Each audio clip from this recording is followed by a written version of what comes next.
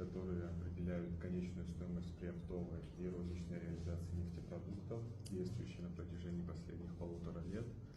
Данные также установлен механизм, который обязывает импортеров нефтепродуктов осуществлять в объеме 40% от ежемесячного ввоза нефтепродуктов реализацию другим участникам топливного рынка.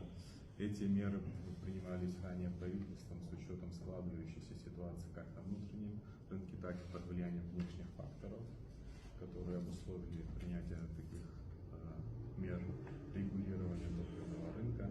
В данной ситуации мы проработали это со всеми заинтересованными ведомствами, а также с участниками топливного рынка, обсудили те предложения, которые у них были, пришли к мнению, что данный механизм необходимо продлить еще в связи с нестабильной ситуацией в целом на топливном рынке за рубежом.